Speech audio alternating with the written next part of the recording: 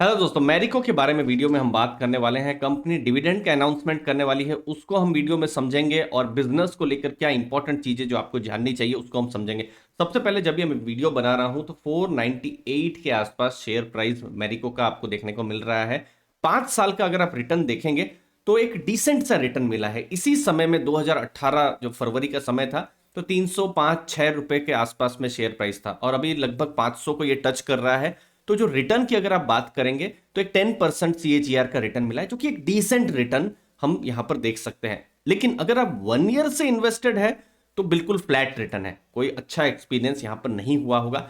और हम दोस्तों हमेशा बिजनेस पर फोकस करते हैं, न कि शेयर प्राइस की फ्यूचर में क्या होने वाला है उसके बारे में, क्योंकि बिजनेस बढ़िया चलेगा तो शेयर प्राइस को तो ऊपर जाना ही चाहिए, ऐसा हमारा मानना है। और अगर शेयर प्राइस ऊपर नहीं जा रहा है और बिजनेस ऊपर जा रहा है तो फिर तो एक आपको अपॉर्चुनिटी भी तब मिल सकती है। तो हम बिजनेस पर यहां पर फोकस करें उससे पहले मैं आपको जल्दी से डिविडेंड के बारे में बता दूं। 27 फरवरी को मीटिंग होने वाली है, जिस दिन पहला इंटरिम डिविडेंड डिक्लेयर होने वाला है और मार्च 8 को रिकॉर्ड डेट है।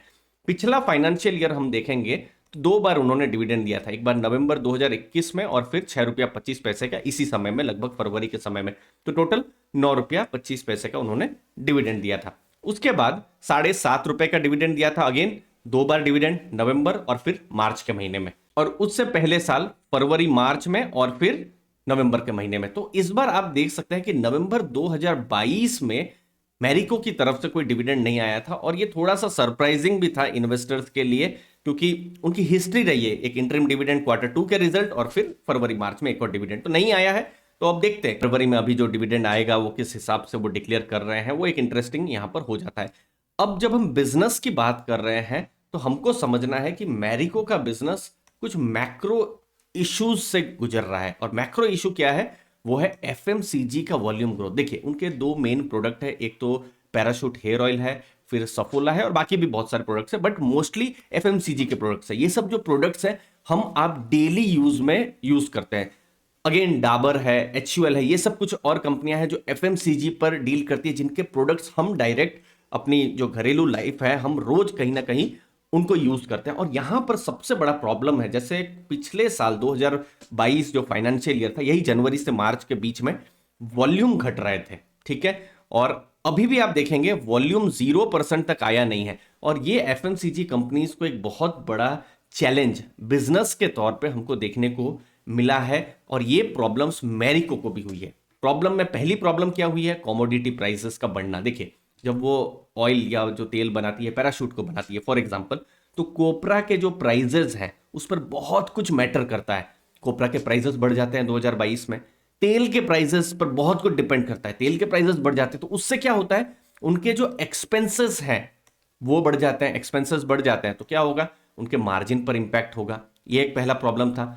दूसरा जो इशू है रूरल स्लोडाउन। देखिए ये जो डेटा मैंने आपको दिखाया, वॉल्यूम ग्रोथ नहीं हो रहा है, उसमें बहुत बड़ा कारण है कि रूरल इंडिया में अभी भी ग्रोथ नहीं हो पा रहा है। देखिए कोविड इतना बड़ी महामारी से हम बाहर निकल रहे हैं, बहुत लोगों की लाइफ में इंपैक्ट हुआ है और रूरल एरिया में ये इंपैक्ट अभी भी थोड़ा सा हम देख पा रहे हैं। नॉर्मल लाइफ में उतना नहीं दिख रहा है, चीजें अब सामान्य हो रही है, बट रूरल एरिया में अभी भी स्लो डाउन देखने को हमको मिल रहा है। ये रूरल स्लो डाउन जितना जल्दी ठीक ठाक हो, ये एक इंपॉर्टेंट यहां पर हो सकता है। और जो वॉल्यूम का जो ग्रोथ जो कम हो रहा है जिसके बारे में हमने बात की ही, तो मुझे उम्मीद है आपको वैल्यू मिल रही है। ऐसे ही अगर कंटेंट आप चाहते हैं हम बनाते रहे तो जरूर लाइक शेयर और सब्सक्राइब कर दीजिएगा दोस्तों। अब मैं एक और इंपॉर्टेंट चीज आपको बताने वाला हूं डेटा के साथ। जैसे पैराशूट कोकोनट ऑयल बहुत बड़ा ब्रांड है उनका, आप देखिए उनका वॉल्यूम ग्रोथ सिर्फ 2% हुआ है। सफोला का अगर आप देखेंगे उसका थोड़ा बहुत वॉल्यूम ग्रोथ हुआ है। फिर वैल्यू एडेड हेयर ऑयल, जैसे पैराशूट ही है लेकिन एलोवेरा ऐड कर दिया या आयुर्वेदिक उसको बना दिया, वहां पर बिल्कुल भी हमको जो ग्रोथ जो है देखने को नहीं मिल रहा है। एक्चुअली में 4, 5, 10% वैसा ग्रोथ देखने को नहीं मिल रहा है, बिल्कुल फ्लैटिश जैसा वहां पर है। अब ये सब अगर ट्रिगर्स आ जाए, ग्रोथ बढ़ना शुरू हो जाए, तो फिर यहां पॉजिटिव तब हो सकता है। और इसके लिए जरूरी है रूरल एरिया का ठीक होना, जो मैं बार बार बता रहा हूं। अब चीजें ठीक 2023 में एक्सपेक्टेड है कि हो जाए। पहला तो है कि इन्फ्लेशन अब थोड़ा सा ठीक ठाक हो रहा है, जिसकी वजह से FMCG सेक्टर को पॉजिटिव एक इंपैक्ट हो सकता है। रूरल एरिया में अभी भी ग्रीन शूट्स जो है वो अभी भी एवेटेड है। बिजनेस की बात करें तो उनके जो ब्रांड्स हैं उन्होंने मार्केट शेयर को स्ट्रेंथन किया है, तो बिजनेस को लेकर कहीं प्रॉब्लम नहीं है, उनके ब्रांड्स स्ट्रांग है, बस एक डिफिकल्ट टाइम से बिजनेस गुजर रहा है। और देखिए 18-19% ऑपरेटिंग मार्जिन ऐसे डिफिकल्ट माहौल में भी मेंटेन करना एक पॉजिटिव चीज हम मान सकते हैं। नेक्स्ट आपको बिजनेस के बारे में बता दूं, आप देख सकते हैं रेवेन्यू फ्रॉम ऑपरेशन अगर आप ईयर ऑन ईयर देखेंगे सिर्फ 3% बढ़ा है। 9 महीनों का भी अगर आप देखेंगे अप्रैल से दिसंबर 2021 और 2022 आप देखेंगे 2% यहां पर बढ़ा है। तो आप देख सकते हैं कि बहुत ग्रोथ नहीं हुआ है, क्योंकि इन्होंने भी दाम बढ़ाए होंगे तो क्या वॉल्यूम ग्रोथ उतना यहां पर हुआ नहीं है। तो ये सब कुछ कारण है जो हमको देखने को मिल रहे हैं। फिर इंप्लॉय कॉस्ट उनके बढ़े हैं, ये एक इंपॉर्टेंट चीज है। एडवर्टाइजिंग में वो खर्चा नहीं कर पा रहे हैं, तो और एफएमसीजी में एडवर्टाइजिंग का जो प्रमोशन है वो एक बहुत इंपॉर्टेंट पैरामीटर है, तो वो हो नहीं पा रहा है। तो ये सब चीजें नॉर्मलाइज जितना जल्दी हो तो क्या होगा, प्रॉफिट्स बढ़ेंगे। अभी आप प्रॉफिट देख सकते हैं सिर्फ 6% क्वार्टर ऑन क्वार्टर बढ़ रहे हैं, जो कि बहुत बड़ा ग्रोथ आपको देखने को नहीं मिल रहा है। फ्यूचर के लिए इंपॉर्टेंट है जो एबिटा मार्जिन 18 से 19% एक्सपेक्टेड है।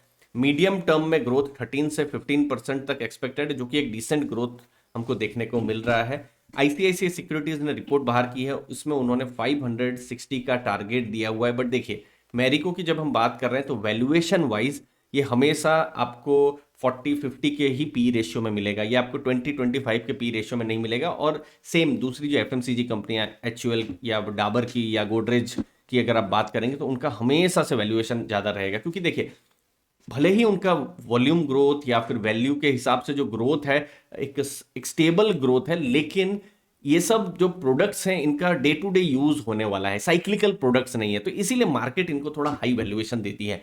सिटी ने 585 का टारगेट दिया है, ये सब फेयर वैल्यू दी है, जरूरी नहीं है यही टारगेट्स आएंगे।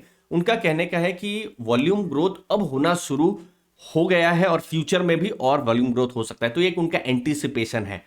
और दूसरी चीज है कि बाकी जो कंपनियां हैं डाबर एचयूएल ये इससे भी ज्यादा वैल्यूएशन में ट्रेड करती है, तो एक वैल्यूएशन गैप नैरो हो सकता है, जिसके बारे में मैं आपको बताता हूं। जैसे मैरिको का अगर आप पी रेशियो अभी देखेंगे 51 के आसपास में है, डाबर का कुछ 53.7 है और गोदरेज का 57.88 है। ये तीन बड़े नाम है, उसके अलावा इमामी, ज्योति लैब्स, बाकी लोग भी हैं, बट हम लोग यहां पर ही इन तीनों पर ही, क्योंकि ये तीनों लगभग लार्ज कैप कंपनीज हैं और एक लेवल पर ही ये तीन आती है। आप देख सकते हैं कि 50 का वैल्यूएशन हमेशा से थोड़ा सा महंगा रहता ही है, तो इसीलिए अगर जस्टिफाई करना है तो ग्रोथ आना चाहिए और वही एक नेक्स्ट ट्रिगर हो सकता है। मुझे उम्मीद है आपको वैल्यू मिली होगी इस वीडियो से, इस एनालिसिस से आपको आइडियाज आए होंगे। आपने अपना कीमती समय दिया दोस्तों, उसके लिए बहुत बहुत धन्यवाद। थैंक यू दोस्तों।